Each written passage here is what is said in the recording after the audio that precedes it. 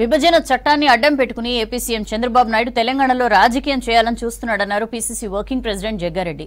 రాష్ట్రంలో కాంగ్రెస్ ను దెబ్బకొట్టే కుట్ర బీజేపీ చేస్తోందన్నారు. బీజేపీ చేతిలో చంద్రబాబు పావుగా మారారని ఆరోపించారు. అలర్ట్ గా ఉండాలని కార్యకర్తలకు సూచించారు జగ్గారెడ్డి. ఈడీ, సీబీఐ, ఐటీ శాఖలను అడ్డం పెట్టుకుని బీజేపీ దేశంలో అధికారంలోకి వచ్చిందని చెప్పారు. దర్యాప్తు సంస్థల్ని దుర్వినియోగం చేయకుంటే రాహుల్ గాంధీ ప్రధాని అయ్యేవాడని తెలిపారు. ఇప్పుడు ఆయన ముఖ్యమంత్రి అక్కడ అయ్యిండు బీజేపీ సపోర్ట్ తోటి. ఇప్పుడు ఆయన తెలంగాణ గడ్డ మీద ఎంట్రీ ఇచ్చిండు. ఎంట్రీ ఎట్లా ఇచ్చిండు?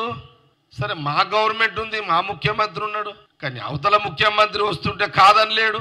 ప్రభుత్వానికి సహకరించుకోవాలి. రాజకీయమైన పరమైన అంశం కాదు ఇది. చంద్రబాబు నాయుడు గారు రాష్ట్ర విభజనలో పనులు పెండింగ్ ఉన్నాయి.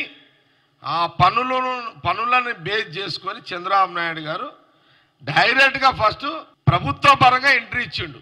ఎందుకంటే అది ఇష్యూస్ ఉన్నాయి, విభజన టైంలో కొన్ని ఇష్యూస్ ఉన్నాయి, తేల్చుకోవాల్సినవి.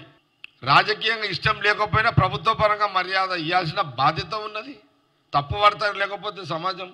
కొందరు అసలైన రాజకీయ రంగు చంద్రబాబు నాయుడు గారు బయట పెట్టిండు. ఎట్లా?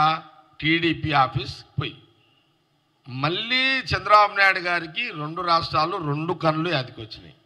ఐటీ, సాఫ్ట్వేర్ ఇవన్నీ డెవలప్మెంట్కి చంద్రబాబు నాయుడు గారి కారణమని చెప్పిండు. దీనికి మొదటి పునాది కాంగ్రెస్ పార్టీ ముఖ్యమంత్రి నెదురుమల్లి జనార్దన్ రెడ్డి గారు. హైటెక్ సిటీ దీనికి డిజైన్ చేసింది నెదురుమల్లి జనార్దన్ రెడ్డి, ఆనాటి కాంగ్రెస్ ముఖ్యమంత్రి. వాళ్ళు ఇప్పటి వరకు బీజేపీ బలంగా స్థిరపడుతుంది అని అంటే only ED, IT and CBI ఈ 3 శాఖల ద్వారానే వాళ్ళ యొక్క గవర్నమెంట్ బతుకుతున్నది, కాపాడబడుతున్నది, రాజకీయంగా బతుకుతున్నది బీజేపీ.